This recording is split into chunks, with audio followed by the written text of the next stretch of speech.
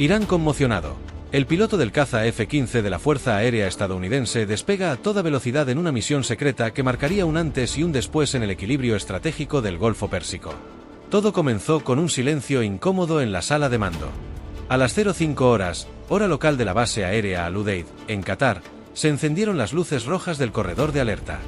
La llamada era clara, precisa, sin margen para interpretaciones.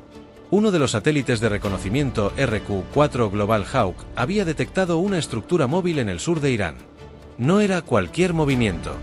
Se trataba de un convoy con características militares altamente sospechosas, acompañado de señales electrónicas codificadas que encendieron todas las alarmas en la sala de monitoreo conjunto del CENTCOM. El alto mando reaccionó de inmediato. Una llamada segura fue enviada directamente al comandante del Escuadrón de Cazas Tácticos número 92, que a esa hora ya estaba revisando las condiciones meteorológicas y las trayectorias posibles para una rutina de entrenamiento. La orden cambió todo: alerta de combate real, protocolo nivel Delta, autorización de despegue inmediato. El capitán John M. Harris no necesitó que se lo repitieran. Veterano de 3 despliegues en Siria y 2 en Afganistán, sabía que ese tipo de órdenes no llegaban por accidente. Caminó hacia el hangar con el mismo temple que lo había hecho famoso entre sus compañeros. Su avión, un F-15 Strike Eagle, ya estaba siendo preparado por el equipo de mantenimiento. Carga de combustible al 110%, doble paquete de misiles aire-tierra AGM-154, sistema de contramedidas actualizado y cámaras de reconocimiento en tiempo real. El sol apenas comenzaba a despuntar en el horizonte cuando Harris ascendió por la escalinata y se acomodó en la cabina. Colocó el casco, activó el HUD y encendió el motor en la secuencia exacta. En segundos, la pista quedó libre. Las ruedas del F-15 comenzaron a girar con fuerza, y tras una cuenta regresiva casi susurrada por el control de torre, despegó como una exhalación plateada hacia el cielo, directo a una región donde cada metro de altitud podía ser una provocación. Mientras tanto, en Teherán, las comunicaciones internas del cuerpo de la Guardia Revolucionaria Islámica sufrían interferencias. Los operadores de radares intentaban sin éxito triangular la señal del objeto que había sobrevolado la zona de Tabriz a velocidad supersónica. El problema era que no solo se movía rápido, parecía saber exactamente qué evitar.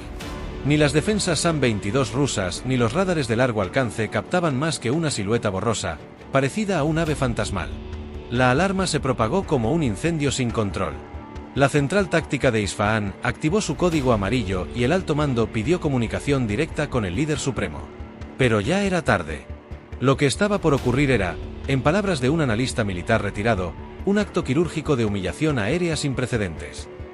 Desde su cabina, Harris cruzó la línea límite del espacio aéreo iraní a Mach 2.2, una velocidad que solo alcanzaba durante los ejercicios de combate más extremos.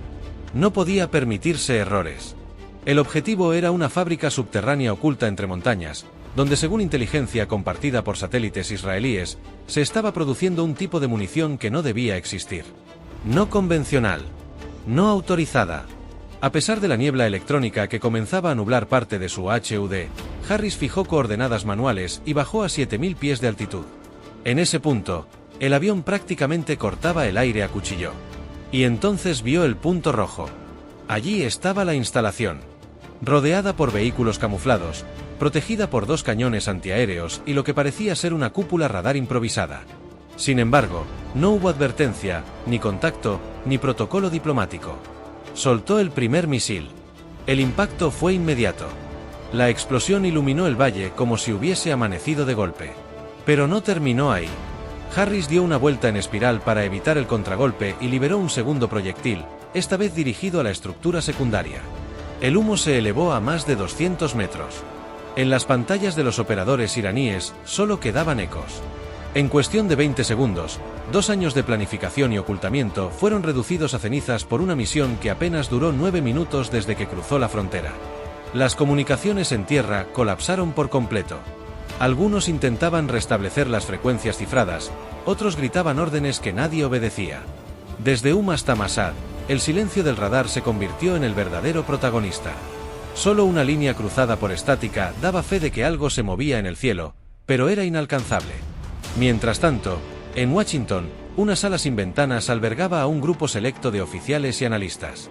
En el centro de la mesa brillaba una pantalla con una imagen térmica en tiempo real, la silueta del F-15 alejándose a toda velocidad y dejando tras de sí una nube negra que cubría la montaña.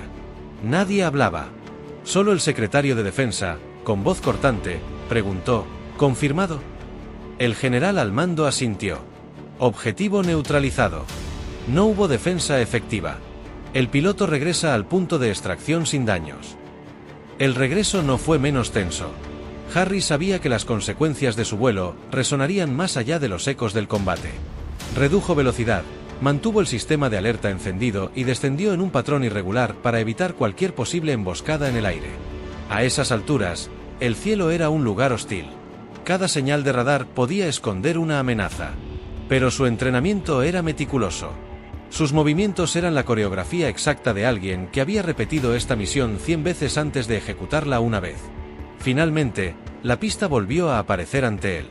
Su F-15 tocó tierra sin contratiempos y frenó con precisión milimétrica. La compuerta se abrió y el aire caliente del Golfo lo golpeó en el rostro.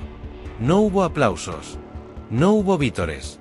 Solo un jefe de escuadrón que lo miró fijamente y le dijo: «Buen trabajo, capitán. Acaba de cambiar el curso de una región entera». Horas después, en canales internacionales, comenzaron las especulaciones. Una cadena europea mencionó un incidente no confirmado en la frontera iraní. Medios regionales hablaban de una explosión de origen desconocido. Pero en Irán, el gobierno guardaba un silencio absoluto. Las cámaras de seguridad de la zona fueron retiradas. Las imágenes satelitales del antes y después empezaron a circular entre servicios de inteligencia aliados, y lo que se veía era claro: el complejo ya no existía. Solo quedaba un cráter de más de 20 metros de diámetro. A pesar de los intentos por minimizar la información, los analistas sabían que eso no era un accidente, ni un sabotaje interno. Era un ataque preciso, quirúrgico, limpio. Y lo más alarmante, indetectable. En Teherán, el Consejo de Seguridad se reunió de emergencia. La atmósfera era densa, como si el aire se hubiese cargado de plomo. Las versiones divergían. Algunos exigían una respuesta inmediata. Otros, más pragmáticos, sabían que contestar implicaría escalar a un conflicto abierto con Estados Unidos. Pero nadie podía negar la realidad. Un caza estadounidense había atravesado el corazón del espacio aéreo iraní, había destruido una instalación crítica y había regresado sin un rasguño. Eso no solo era una afrenta militar, era un mensaje.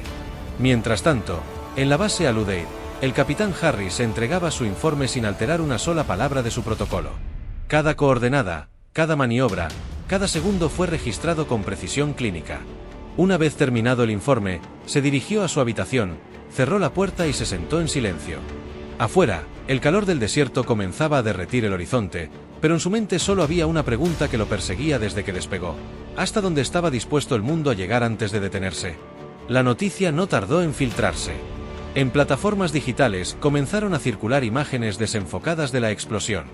Algunos canales de Telegram vinculados a grupos opositores dentro de Irán publicaron fotografías satelitales mostrando los restos del complejo. Incluso se detectaron transmisiones de radio interceptadas por aficionados que captaron interferencias inusuales en el momento exacto del ataque. Las teorías se multiplicaban. Algunos afirmaban que se trataba de una operación conjunta entre Estados Unidos e Israel. Otros decían que era un ensayo previo a una ofensiva mayor. Lo único cierto era que el cielo ya no era seguro. Ni siquiera para quienes creían controlarlo todo. Desde la perspectiva militar, el ataque marcó un precedente. Los expertos lo definieron como una intervención espectral, una acción en la que el enemigo nunca ve venir el golpe, ni entiende cómo fue ejecutado. Las capacidades del F-15, combinadas con los datos en tiempo real del sistema satelital aliado, habían demostrado ser una fórmula imposible de neutralizar con tecnología convencional. Era una declaración de poder, pero también un recordatorio: las reglas del juego habían cambiado. Ya no se trataba de batallas en campo abierto ni de discursos diplomáticos. Ahora, un solo piloto podía decidir el destino de una región entera. En el extranjero, las cancillerías comenzaron a emitir comunicados ambiguos. Nadie quería señalar a Estados Unidos directamente, pero todos entendían de dónde había venido el golpe. En Moscú, el Ministerio de Defensa evitó mencionar el tema. En Pekín, se limitaron a lamentar la creciente tensión. Y en Jerusalén, un vocero simplemente dijo: cada nación tiene derecho a defenderse de amenazas existenciales. El mensaje era claro: el mundo estaba observando, pero no todos querían hablar. El impacto psicológico dentro de Irán fue aún más profundo. La población, acostumbrada a filtraciones y rumores, recibió con desconcierto las imágenes borrosas que circulaban en redes. Algunos pensaron que era una manipulación. Otros lo vieron como una señal de que la seguridad nacional no era tan sólida como se afirmaba. En las calles, el murmullo era constante. ¿Cómo es posible que un solo avión cruce nuestro cielo, ataque y regrese sin que nadie haga nada? Pronto, comenzaron las represalias simbólicas. Se movilizaron unidades en la frontera occidental. Se elevaron patrullas aéreas. Incluso se suspendieron vuelos comerciales en ciertas regiones por precauciones técnicas. Pero nada de eso podía borrar el hecho consumado. El piloto estadounidense había regresado. La instalación estaba destruida. Y el mensaje había sido entregado. Sin palabras. Sin negociaciones. Solo fuego y precisión. El capitán Harris, por su parte, fue retirado temporalmente del servicio activo. No como castigo, sino como medida preventiva. Su nombre no podía figurar en ningún comunicado oficial. No se filtraría ninguna imagen de su rostro. No habría medallas públicas ni homenajes encubiertos. Solo una instrucción precisa, descanso obligatorio y disponibilidad permanente. En el lenguaje de las operaciones encubiertas, eso era lo más parecido a una condecoración.